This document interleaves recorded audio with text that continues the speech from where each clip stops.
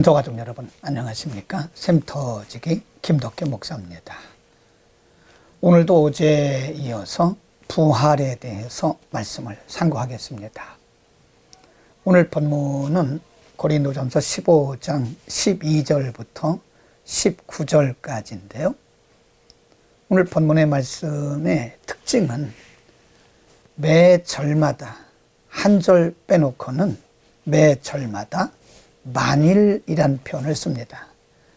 만일 부활이 없다면, 이것을 우리는 강조용법이라 그러는데요.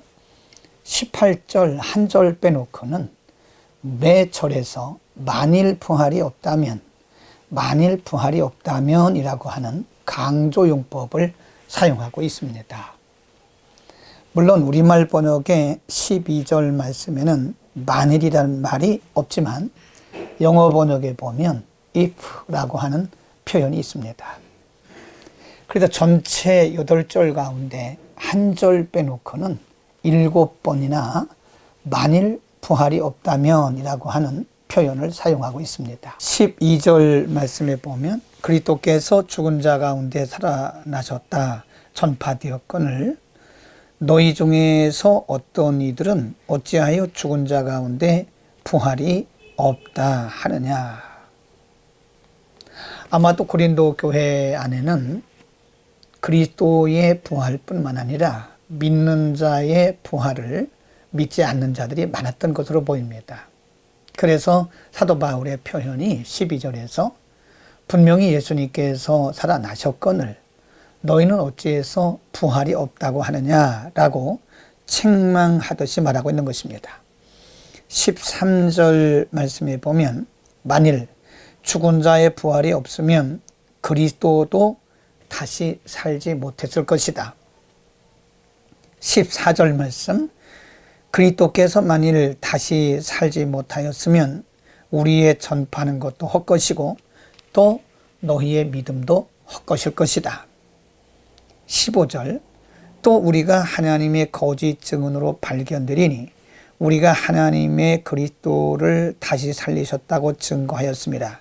만일 죽은 자가 다시 사는 것이 없으면 하나님이 그리스도를 다시 살리시지 않으셨을 것이다.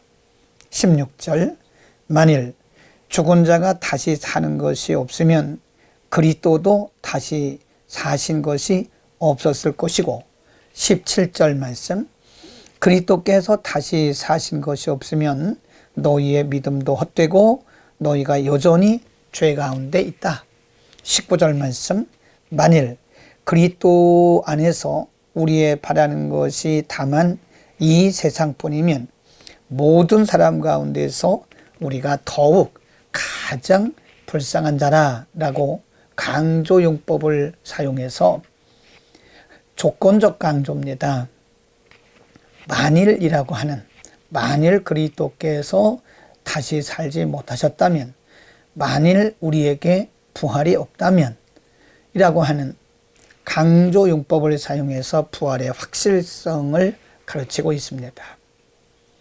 여러분 부활은 기독교의 핵심입니다. 부활은 복음의 본질이고 복음의 기본이고 복음의 핵심인 것입니다.